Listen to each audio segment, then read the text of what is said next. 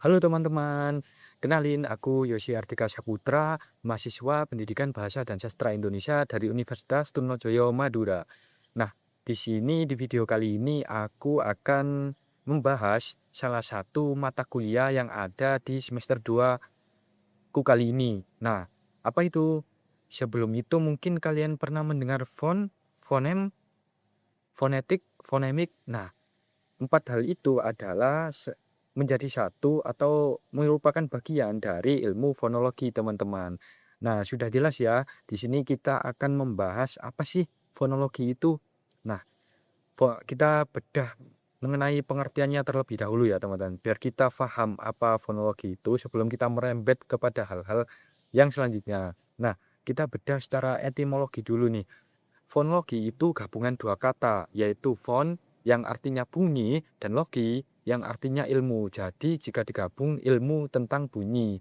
Nah, ada pendapat menurut Abdul Cer yaitu fonologi adalah kajian linguistik yang mempelajari, membahas, dan membicarakan, menganalisis bunyi-bunyi bahasa yang diproduksi oleh alat ucap manusia, teman-teman. Nah, ada juga pendapat menurut Kri Dalaksana yang mengatakan bahwasannya fonologi ialah bidang dalam linguistik yang menyelidiki bunyi-bunyi bahasa menurut fungsinya. Jadi simpelnya itu fonologi adalah sebuah ilmu linguistik yang mempelajari, menganalisis, membahas bunyi berdasarkan proses diproduksinya dan bunyi sebagai fungsinya, teman-teman.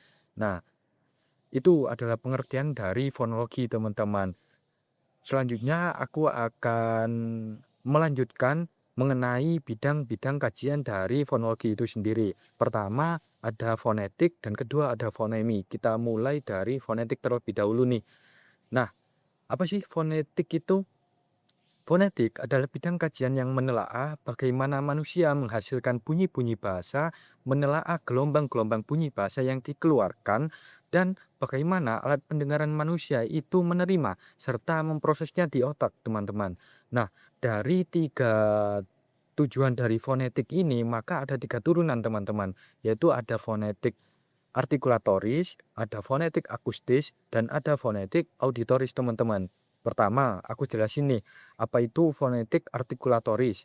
Fonetik artikulatoris adalah fonetik yang mempelajari bagaimana mekanisme alat-alat ucap manusia untuk menghasilkan bunyi bahasa, serta mengklasifikasikan bahasa berdasarkan artikulasinya, teman-teman. Nah, selanjutnya ada fonetik akustis.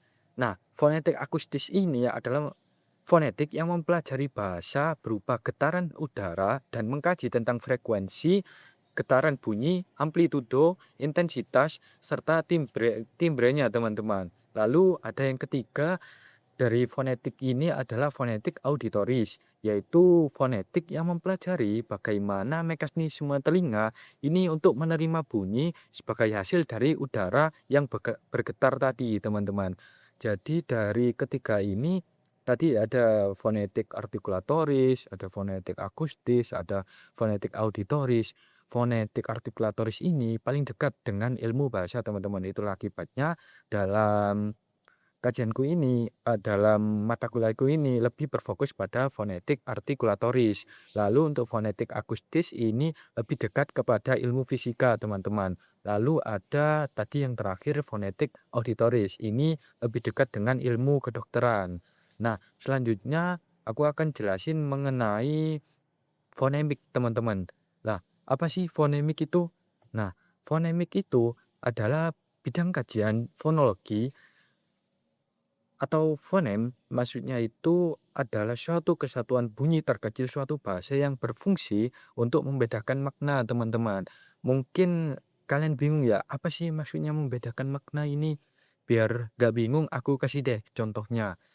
Seperti gini, ada kata palang. Nah, palang ini jika kita beda klasifikasikan atau segmentasikan bunyinya akan muncul P, A, L, A, dan eng, teman-teman.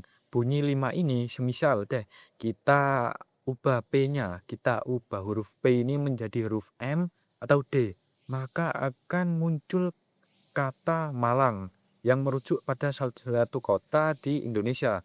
Nah, juga bisa bermakna sengsara. Lalu Kalau diganti menjadi huruf D, maka akan muncul kata dalang yang berarti atau bermakna itu sebuah pemain wayang, teman-teman. Nah, di situ dapat disimpulkan bahwasannya huruf P tadi adalah bisa disebut sebagai fonem karena dapat membedakan makna dari makna awal kata palan tadi, teman-teman. Nah, itu dia sedikit penjelasanku mengenai fonologi dan bidang kajiannya, teman-teman.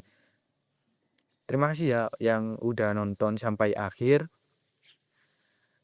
Sebelumnya aku mohon maaf apabila ada kesalahan dalam penyampaian ataupun materi yang aku bawakan.